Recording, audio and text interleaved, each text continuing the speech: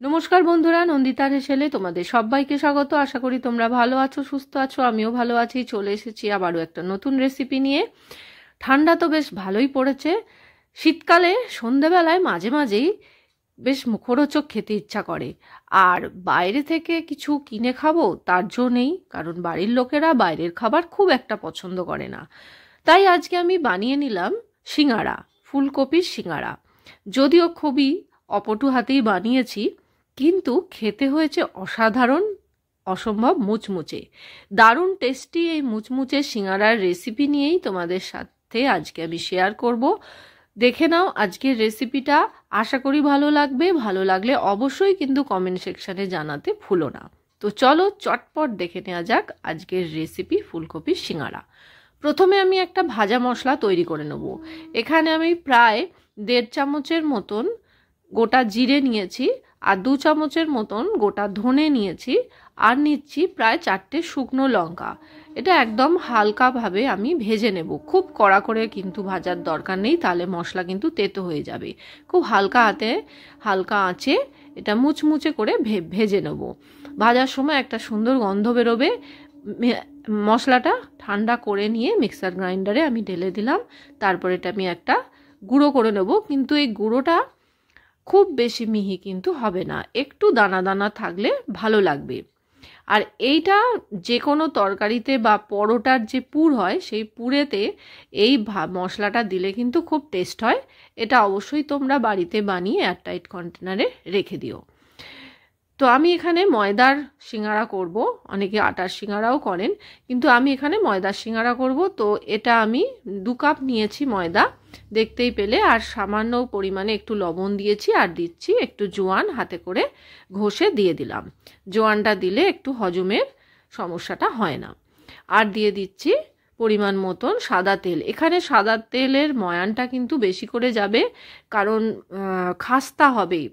সিঙ্গারা সাধারণত তো একটু মুচমুচে খাস্তা হয়, তাই ময়ানটা কিন্তু খুব বুঝে দিতে হবে। তো আমি এখানে প্রায় 2 চামচের মতন সাদা তেল দিলাম। আরও একটু আমার প্রয়োজন পড়ছে, তাই জন্য আমি আরও 1 চামচের মতন সাদা তেল এখানে দিলাম। ময়ানটা খুব ভালো করে কিন্তু তৈরি করে নিতে হবে। অনেকক্ষণ ধরে আমি হাত দিয়ে এইভাবে ময়দাটা খুব ভালো করে মেখে নিচ্ছি। হাতেতে এইভাবে একটু ডেলা করে আমি দেখে নিচ্ছি। যখন মুঠিতে একটা শক্ত বাঁধন আসবে, তখন জানবে যে হাতে করে ভেঙে যে ডালাটা ভাঙা যাবে, তখন জানবে যে ময়দার ময়ানটা রেডি হয়ে গেছে। এবার আমি একটা ডো তৈরি করব। আমি জল দিয়ে আটাটাকে মাখছি, ময়দাটাকে মাখছি। অল্প অল্প করে কিন্তু জল দিতে হবে, আর ময়দাটা মাখতে হবে। ময়দাটার ডোটা হবে লুচির যে ময়দা আমরা মাখি সেরকম কিন্তু নরমও নয়, বা পরোটার মতনও নয়। একদম একটা শক্ত কিন্তু ডো তৈরি করতে হবে। সেই জন্যেই জলটা অল্প অল্প করে দিতে হবে। জলটা আমি অল্প অল্প করে দিয়ে ডোটাকে আমি মেখে নিচ্ছি। খুব ভালো করে কিন্তু মাখতে হবে। এই মাখার ওপরেই কিন্তু সিঙ্গারা ভালো হওয়ার চান্স থাকে। যত ভালোভাবে আমি ময়দাটাকে মাখবো, ততই আমার সিঙ্গারা মুচমুচে হবে, খাস্তা হবে। ডোটাকে আমি মেখে নিলাম। এবার আমি ওপর থেকে একটু সাদা তেল ছড়িয়ে ঢাকা দিয়ে রেস্টে রেখে দেবো। এই দেখো, আঙুল দিয়ে দিয়ে আমি চেপে দেখাচ্ছি, বাউন্স হচ্ছে না কিন্তু, তার মানে ডোটা ঠিকঠাক তৈরি হয়েছে, শক্ত একটা ডো তৈরি হয়েছে। এবার ওপরে থেকে একটু সাদা তেল আমি হাত দিয়ে ভালো করে বুলিয়ে এটা আমি প্রায় আধা ঘন্টার মতন ঢাকা দিয়ে আমি রেস্টে রেখে দেবো। এবার পুরটা তৈরি করব সিঙ্গারার। আমি এখানে ফুলকপি আর আলুর পুর দিয়ে একটা পুর করব। তো প্রথমে আমি কয়েকটা চিনেবাদাম ভেজে নিচ্ছি। সিঙ্গারার পুরে বেশ বাদাম, নারকেল কুচি দিলে খেতে খুবই ভালো হয়, তবে নারকেলটা আমাদের বাড়ির লোকেরা পছন্দ করে না খুব একটা, সেই জন্য আমি এখানে নারকেলটা আমি দিলাম না। তোমরা মনে করলে দিতেই পারো। বাদামগুলো আমার ভাজা হয়ে গেছে। সর্ষের তেলে আমি পুরটা রেডি করছি। আরও 2 চামচ আমি এখানে তেল অ্যাড করে দিলাম। দিয়ে দেব ফুলকপি। এখানে আমি একটা মিডিয়াম সাইজের ফুলকপি নিয়েছি। মিডিয়াম সাইজের ফুলকপি ছোট ছোট করে একদম টুকরো করেছি। ফুলগুলোকে ছোট ছোট ফুল বের করে নিয়ে আমি একটু হালকা লাল করে ফুলকপিটা ভেজে নিচ্ছি। তো ফুলকপি ভাজা হয়ে গেছে, ফুলকপিটাকে ভেজে আমি একটা পাত্রে তুলে নিচ্ছি। এবার আরও একটু আমি তেল এখানে অ্যাড করব। তেলটা অ্যাড করে আমি এবার আলুর টুকরোগুলোকে ভেজে নেব। এখানে আমি 3টে মিডিয়াম সাইজের আলু নিয়েছি। আলুগুলোকে কিন্তু আমি খোলা সমেত টুকরো করে নিয়েছি। প্রথমে আমি 5 ফোড়ন দিয়ে দিলাম। 5 ফোড়নটা একটু বেশি দিতে হবে, এখানে প্রায় হাফ চামচের বেশি 5 ফোড়ন আছে। ফোড়নটা একটু ভাজা করে নিয়ে টুকরো করা আলুটা আমি এখানে দিয়ে দিচ্ছি। খোলা সমেত কিন্তু দিতে হবে, কারণ সিঙ্গারার পুরে আমরা দেখেছি আলুর কিন্তু খোলা ছাড়ানো হয় না, মিষ্টির দোকানে যে সিঙ্গারাগুলো তৈরি করা হয়। আলুটাকে বেশ ভাজা ভাজা করে নিয়ে এবার আমি ভেজে রাখা ফুলকপিগুলো অ্যাড করে দিলাম। এবার সবটা খুব ভালো করে আমি ভেজে নেব।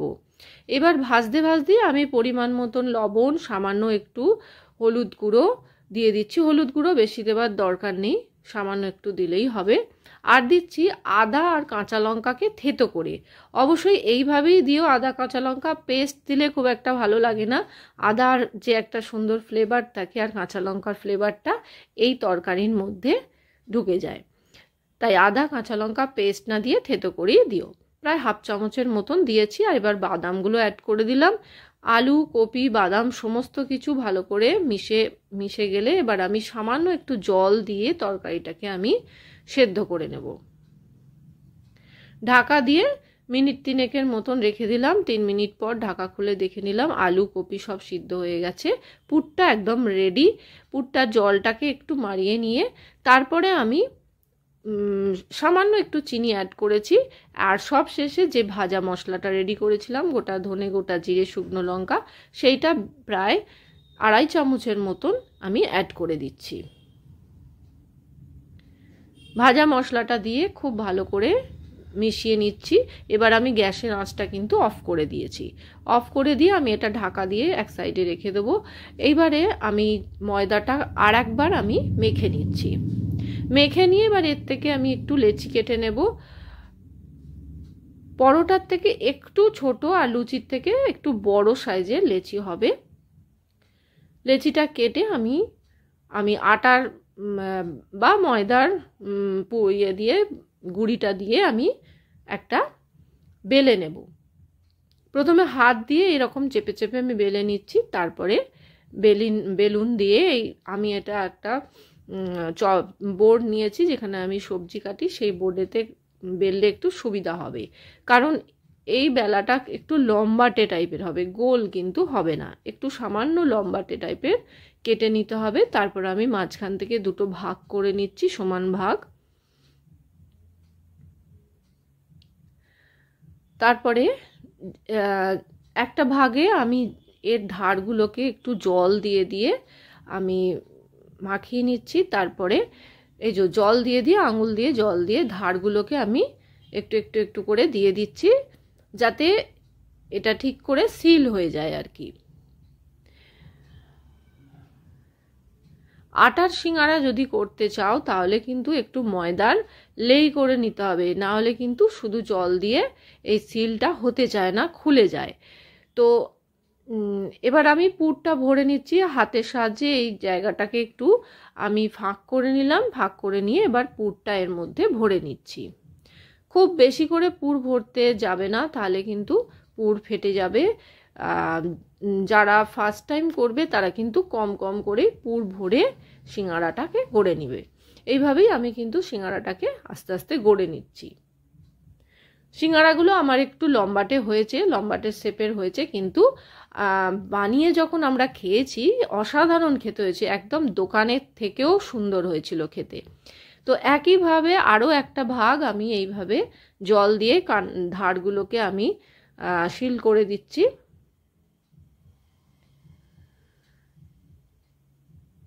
তারপরে এর মধ্যে আঙুল দিয়ে একটুখানি জায়গাটা স্প্রেড করে নিয়ে পুরটাকে ভরে দিচ্ছি। আর ঠিক আমি যেভাবে দেখাচ্ছি ঠিক সেইভাবেই মুখটাকে বন্ধ করে দিও। যেখানটা জুড়েছি তার অপোজিট পোর্শনটা একটু আঙুল দিয়ে ছোট্ট করে একটা স্প্লিট করে তারপরে দু ধারটা একবারে বুঝিয়ে দিতে হবে। ঠিক মতন সিলটা করতে হবে, নাহলে কিন্তু পুর ভাজার সময় বেরিয়ে যেতে পারে। এইভাবে সিলটা করে আমি আরও একটা গড়ে নিলাম। তো প্রত্যেকটা সিঙ্গারাই আমি ঠিক একই প্রসেসে গড়ে নেব। দেখো আমার সব রেডি করা হয়ে গেছে। সমস্তটা রেডি করার পর আমি কড়াইতে এবার ভাজার পর্বে চলে যাচ্ছি। কড়াইতে আমি বেশ কিছুটা পরিমাণে সাদা তেল দিয়েছি।